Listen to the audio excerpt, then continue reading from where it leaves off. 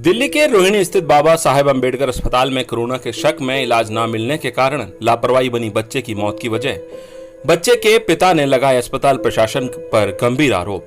दरअसल दिल्ली के सुल्तानपुरी निवासी विनोद पेशे से दिहाड़ी मजदूरी का काम करते हैं। उनके घर में इकलौते बेटे से आंगन में खुशियां महका करती थी, लेकिन इलाज में बरती लापरवाही ने उनके घर के इकलौते चिराग को हमेशा के लिए बुझाकर उनकी दुनिया में अंधेरा कर दिया।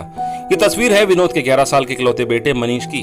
कोरोना काल में प्रधानमंत्री नरेंद्र मोदी की अपील पर डॉक्टरों का अभिवादन करते हुए ये तस्वीरें भी मनीष की हैं। शायद उसे मालूम नहीं था कि जिनके स्वागत और अभिवादन के लिए वो थाली बजाकर हौसला अफजाई कर रहा था, उन्हीं की लापरवाही एक दिन उसकी जान की दुश्मन बन जाएगी।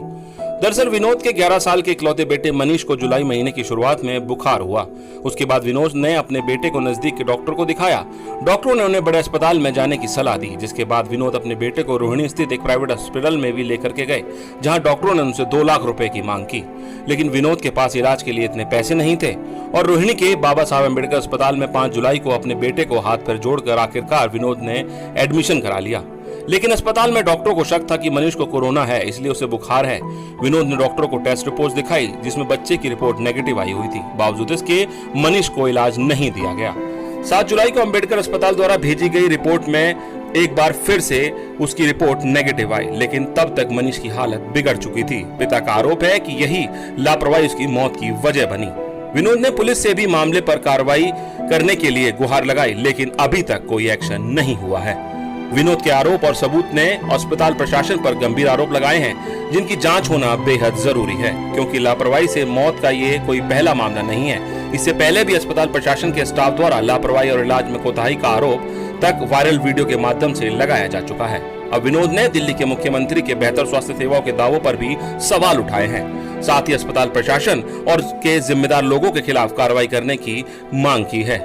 इन सब से विनोद के घर का चिराग तो कभी रोशन नहीं हो सकेगा, लेकिन शायद उचित कार्रवाई में उसके लिए एक मरहम का काम जरूर करेगी। अब आपको सुनवाते हैं कि इस पूरे मामले पर जो पीड़ित पिता हैं, आखिर उन्होंने अपनी आप बीती किस तरह बयां की और इस दौरान उनकी आंखों से जो आंसू भी छलक पड़े।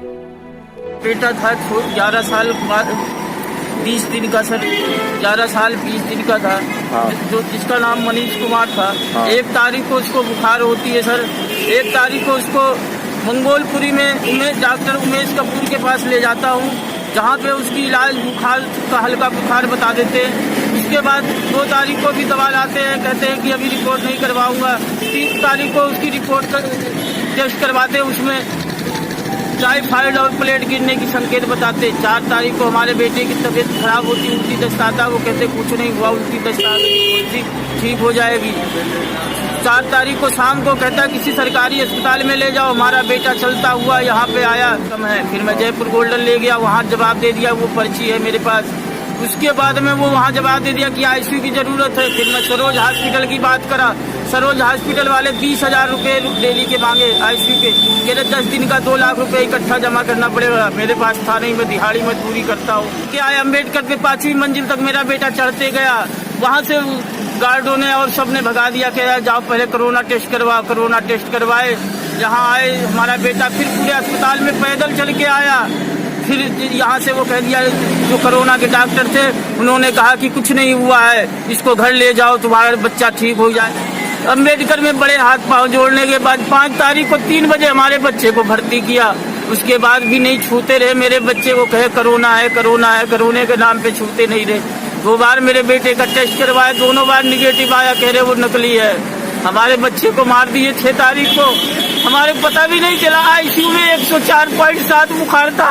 मैं कहता रहा 104.7 बुखार है, वो छूते भी नहीं थे।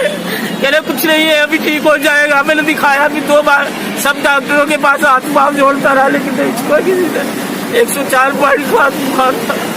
में 1 घंटे बाद कह दिए कि तुम्हारे बेटा को हार्ट अटैक आ गया। इस तरीके से हमारे बेटे को मार दिए। चलता हुआ बेटा आया हमारा, 24 घंटे में उसको हार्ट अटैक आ गया। पता नहीं क्या क्या कर दिए हमारे बेटे। हमारे डॉक्टरों के चक्कर में ही हमारे बेटे की मौत हुई। हमारे कोई नहीं है, वही एक ही औलाद था, बस था सब। मुख्यमंत्री जी कहते हैं ना कि इलाज की बहुत बड़ी होती है यहाँ पे, यहाँ कुछ नहीं होती, लोगों को मार दिया जाता है। हमारे बेटे को मार दिया गया।